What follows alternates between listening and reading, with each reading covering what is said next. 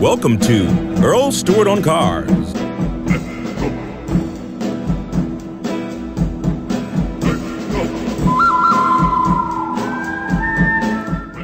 Agent CleanSweep visited Schumacher Chevrolet. They're on North Lake Boulevard. And Agent CleanSweep went in on responding to an advertisement, as we usually do. And this particular advertisement was on a 2013 Chevrolet Cruise LS. It was a lease for $149 a month. The summer of savings gets even hotter at Schumacher Chevrolet. Get behind the wheel of the incredibly fuel-efficient Chevy Cruise. Drive it away for $149 a month during the summer of savings, only at Schumacher. The advertisement said that there was a $2,129 due at signing, and that was clearly disclosed, by the way. That wasn't in the fine print. Now, due at signing means all the cash that you're supposed to come up with.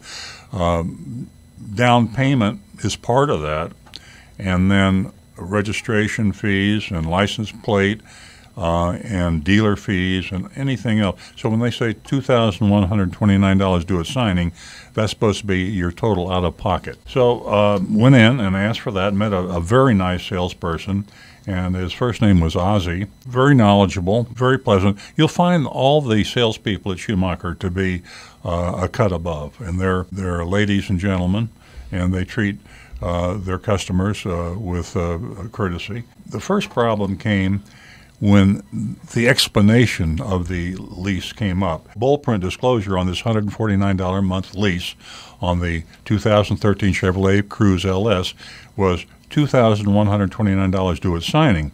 But when it was itemized for the shopper, and by the way, this was laid out in black and white. Sometimes you can't get any information from car salespeople. The Schumacher car salespeople actually gave our shopper a copy of the buyer's order and then took the piece of paper and showed the lease information in great detail. I commend Schumacher for that, for actually giving the specific financial information on the lease and a copy of the filled out buyer's order to the shopper. This is what you should do for any customer that comes in. When we added up the money due at signing, we came up with a lot more than the amount that was advertised. $2,129, but the actual total was $3,840.43. Now, that's a mistake. And I say a mistake. I don't think it was deliberate deception, and this is just my opinion, knowing that they are an honest dealership. I believe they're honest. I think there was a breakdown in communication with the salesperson, and I think maybe the advertising agency didn't do a good job explaining what they were doing. That's not an excuse, because you should know what you're doing. I mean, you're talking about a lot of money here. The difference between $2,129 due at signing and $3,840.43, that's a lot of money.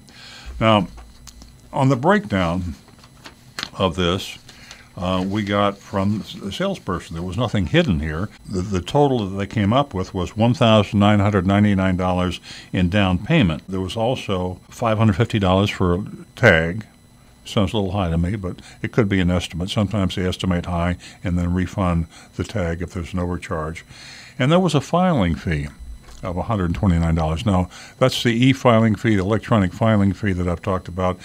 This is supposed to be considered part of the dealer fee, and a lot of dealers don't understand that, because you can't take just a cost that you pay to an outside subcontractor to do your tag work for you and pass it along to the customer. It's classified under Florida law as part of your dealer fee, so that's another mistake.